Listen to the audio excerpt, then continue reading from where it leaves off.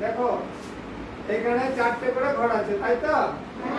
তাহলে একটা ঘরে কত, একটা লাইনে কত ঘর রয়েছে? চারটে। তাহলে দুটো লাইনে কটা ঘর হবে? আটটা। তিনটে চারটে করে ঘর, তিনটে লাইনে কত হবে? 12টা। চারটে করে ঘর, চারটে লাইনে কত হবে? 16টা। চারটে করে ঘর, পাঁচটা লাইনে কত হবে? 20টা। চারটে করে ঘর, ছটা লাইনে কত হবে? 24টা। চারটে ঘর, সাতটা লাইনে কত হবে? 28টা। চারটে ঘর, আটটা লাইনে কত হবে? 32টা। চারটে ঘর, নটা লাইনে কত হবে? 36টা। চারটে ঘর, 10টা লাইনে কত হবে? 40টা। তাহলে সেটা একটু বল, দাঁড়া। এই চারটে ঘর, 6টা লাইনে কত হবে? 24। গুড, হাততালি। এবারে রিয়া বল, চারটে ঘর, 9টা লাইনে কত হবে?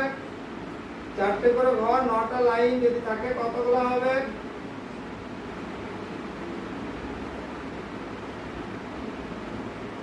এগুলো মনে বলে দিতে পারো, দেখতে পেয়েছি ছবিগুলা। চারটে করে আছে এক একটা লাইনে, আর 9টা লাইন আছে, তাহলে কয়টা হবে? 36টা। গুড, হাততালি।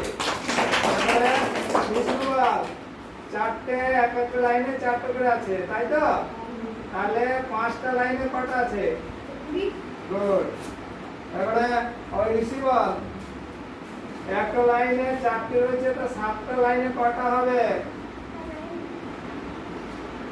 এইখানে বলে যাও না, 4 একে 4, 4 2 8।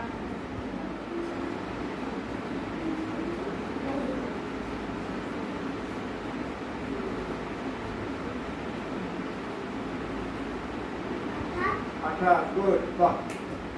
এবারে শিল্পা বলো, একটা লাইনে 4টা আছে, দুটো লাইনে কত? তুই বললি? কে বলে দিলে? কে বলে দিলে? তুই বললি? তোকে বলি না, এখন এটা বলছিস শিল্পাকে। বলো, একটা লাইনে 4টে রয়েছে, তাহলে দুটো লাইনে কটা দেখতে পেয়েছো?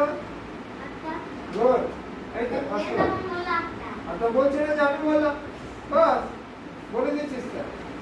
কৃষ্ণ বল, একটা লাইনে করে 4টে রয়েছে, দেখতে পেয়েছিস তো? তাহলে 8টা লাইনে কটা হবে?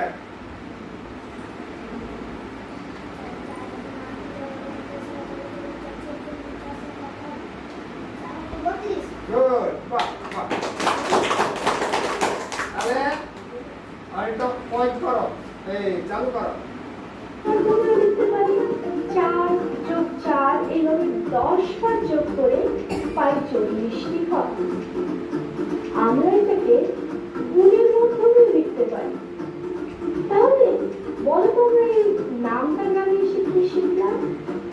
এই গ্রামে যে ঘরগুলি সারি করে সাজানো আছে, আর এই যে প্রত্যেকটি সারিতে 4টে করে ঘর আছে, এটিকে গুণের মাধ্যমে আমরা লিখতে পারি 4 একে 4, 4 2 8, 4 3 12, 4 4 16, 4 5 20, 4 6 24, 4 8 32, 4 9 36, 4 10 40।